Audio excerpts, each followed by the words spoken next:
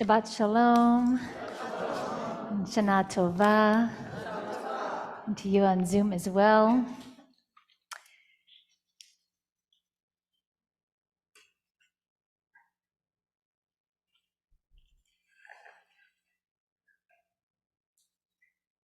More in a minute. A line from Ashrei. If you want the words in these couple words, it's the very first page in your order of service, the very top, very top in transliteration. Poteach, you can repeat that. Poteach. You open up et yadecha, your hands, umasbia,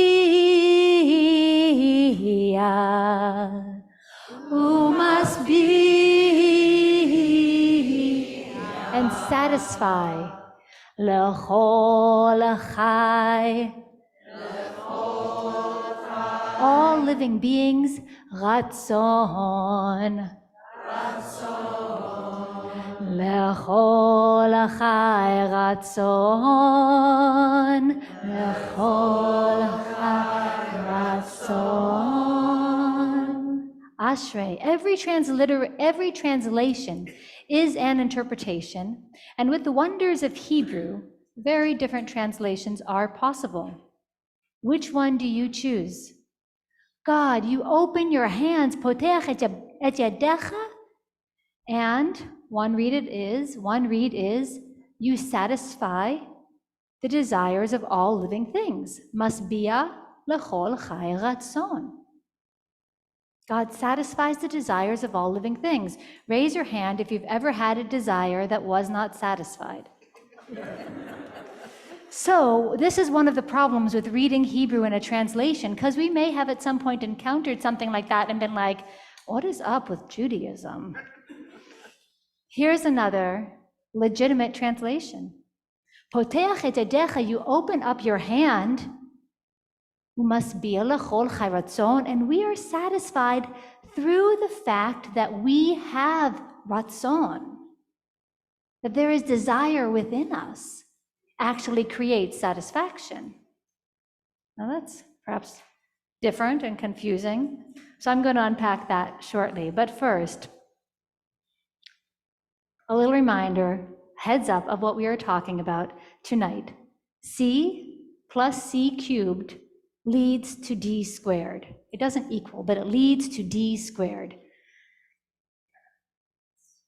C, creation, plus C cubed, crises that serve as a crucible for clarification, lead to D squared, knowing our deeper desires. And from knowing our deeper desires, we can then help write ourselves into the book of life, into Sefer HaChaim. So let's begin this process of leaning into creation as the and other crises, as the crucible for clarification for our very own desires. Creation, Hayom, Rosh Hashanah, Hayom Harat Olam. We'll be singing that tomorrow.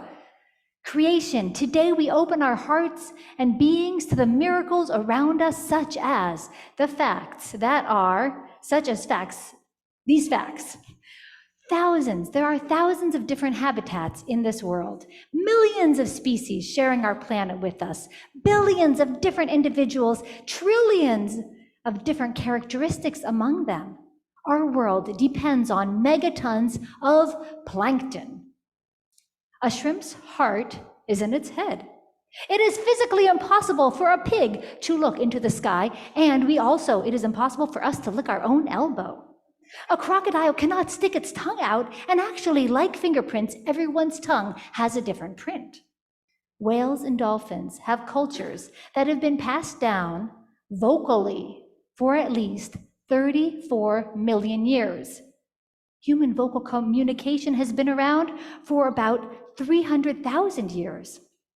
Lemurs take hits off of centipedes, go into a trance-like, super happy state. Dolphins do the same thing, but with pufferfish, and they pass it around after inflating a pufferfish and also get high. So I guess elevated states of consciousness and seeking seem to be shared across a wide variety of species. In 2019, a University of Tel Aviv study took place on a primrose flower.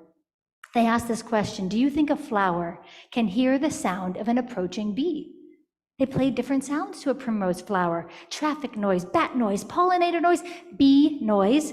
And only when they played bee noise did the flower respond, and within seconds produced more and sweeter nectar. Acacia trees in Africa communicate with one another. They emit gases to alert when there's a predator around so that the toxin tannin will go into their leaves and will protect them from hungry animals. We have plants that can hear, plants that communicate via gas emissions, and others that are emitting sound to communicate distress. That's a study on tobacco and tomato plants. We were completely unaware of any of this until 4 years ago. In 2020, there was an exploration of a vine, Bocchilla trifoliolata. Anyone know that vine? Helen, where are you? So, it imitates other plants when it grows on them. Its leaves change shape to mimic the leaves of the host plant. Biologists, botanists thought it was probably detecting a chemical signature on the host plant. But they tried in 2020 an experiment by putting it on an artificial plant, and it still was able to mimic the leaves. It's a great mystery, and the current best thought is that maybe it uses a kind of eye, plants using a kind of eye, oceleti, to see their host plant. Speaking of eyes, a shark is the only known fish that can blink with both eyes. The giant squid has the largest eyes in the world. An ostrich's eye is bigger than its brain. Owls don't actually have eyeballs. A cat has 32 muscles in each ear. Tigers have striped skin, not just striped fur. And the deepest place on Earth is almost 7 miles deep. The longest river in the world is the Nile, about 4,260 miles long, and the water is shared by 11 different countries. Lobsters are not biologically immortal, but they do produce an enzyme that repairs their cells, helps their DNA to replicate indefinitely. Armadillos are supposedly bulletproof. Do not test that out, please. Niagara Falls never freezes. A tiger's roar can be heard up to 2 miles away. And lastly, a teaspoon of productive soil generally contains between 100 million and 1 billion bacteria, as much mass as 2 cows per acre. So a microscopic window into some truly wondrous aspects of creation. C plus C cubed leads to D squared. Crises as the crucible for clarification. We know that while there are species that humans have not even yet identified, more than 42,100 species are at risk of extinction, with climate change as the cause. An article last October stated that the World Wildlife Fund studied more than 5,200 species for their Living Planet report and found out that nearly 32,000 populations analyzed, of those, there was an average decline of 69% since 1970. And up to 2.5% of mammals, fish, reptiles, birds, and amphibians, 2.5% have already gone extinct. According to this report, we are in a dire situation. The climate crisis is killing all kinds of species, including humans, of course. But we aren't only facing crises regarding the climate. While AI opens up amazing potential to help life in unprecedented ways, according to the AI Dilemma, which was produced, it's a documentary produced by the same folks who produced The Social Dilemma. If you have not seen that yet, please see it. I encourage you. You can find it they also founded the Center for Humane Technology, where you can find these resources. So according to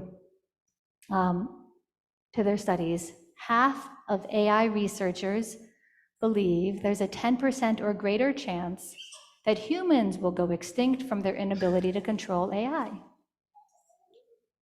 C plus C cubed leads us to D squared, the opportunity to get in touch with our deeper desires. So we can ask ourselves not just, what can I do at this all hands on deck kind of time we're living in? That's a question we regularly ask ourselves. Tonight, I'm inviting you to ask yourself, why do I care? Why do I care? If this is not what I want, if these crises are not what I want, then what do I want? What is my deeper desire? In situations like this, we're not, of course, talking about the small wants, the small desires. I want more money. I want to lose 15 pounds. I want to get a good grade or nail a report or a presentation or something. I want to travel somewhere exotic. It's not that level of wants, right? In some sense, those kinds of desires and wants are bucket list kinds of desires. It's not bad to want them. We can have some great experiences. But we need to be careful, of course, to not get carried away by focusing on what we don't have instead of appreciating what we do have. We know that also.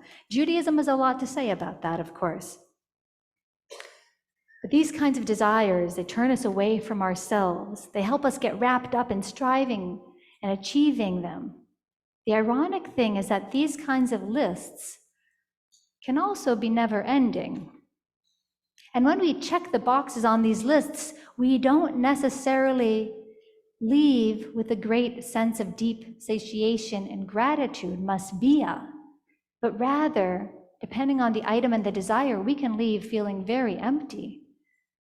So if those things don't actually leave us with a great fullness in our being, what does?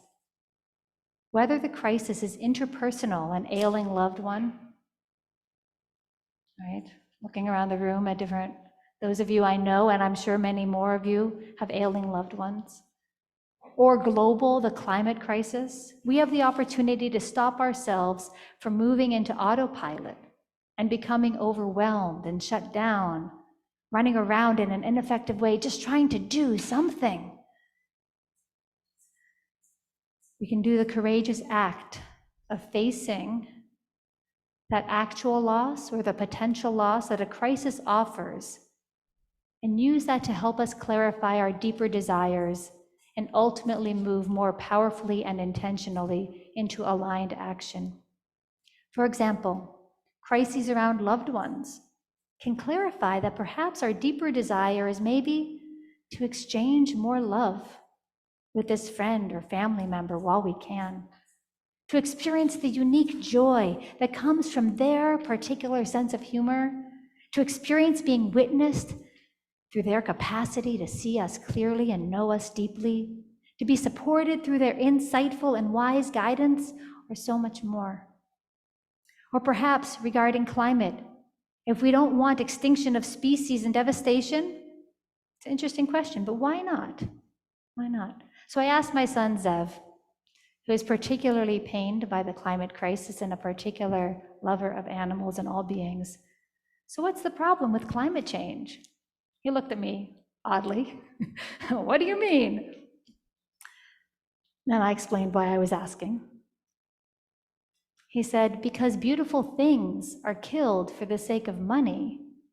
And not only through climate change, but humans are purposely targeting animals and killing them. Even it's supported by states sometimes.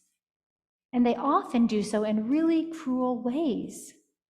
He can tell you more about some of that. So I said, well, what's the problem with this kind of devastation?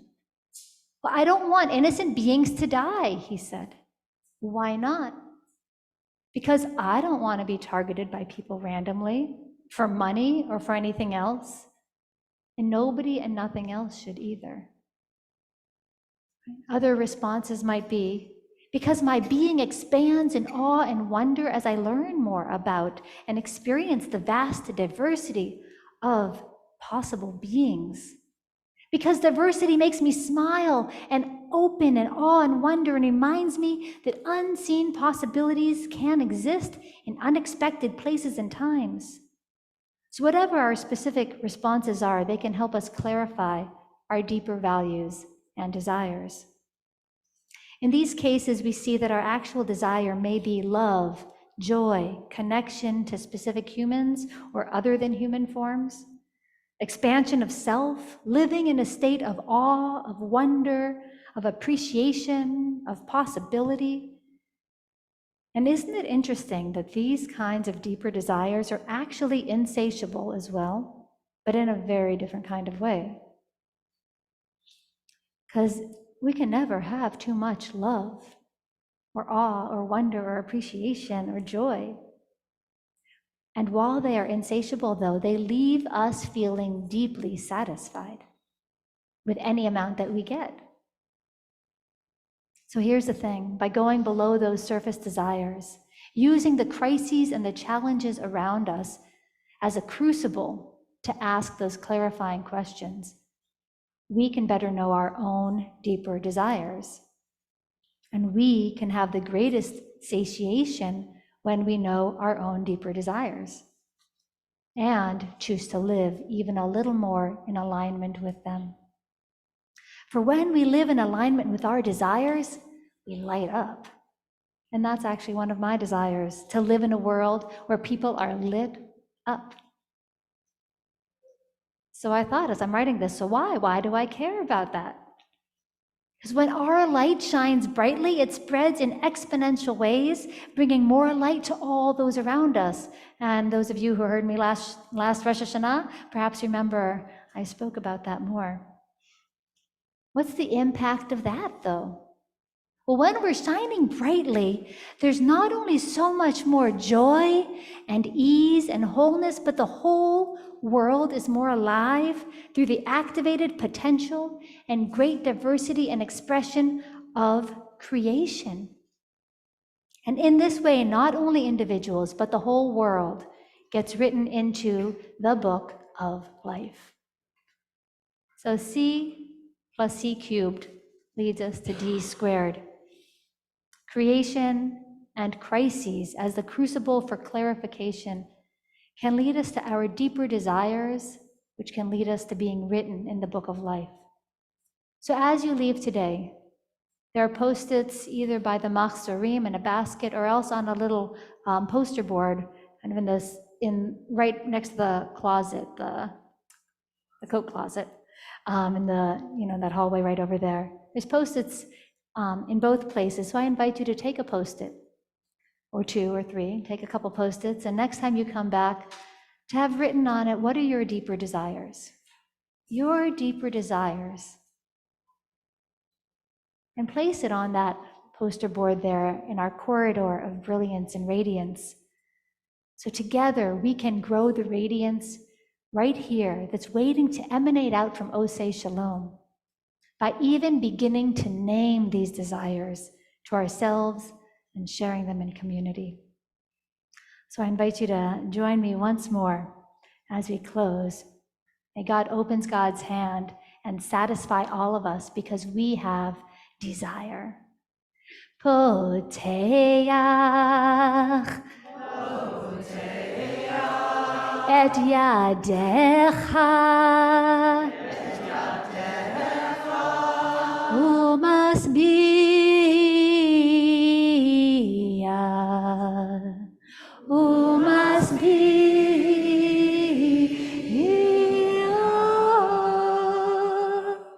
lechol chai ratzon, lechol chai ratzon. Together, lechol chai ratzon.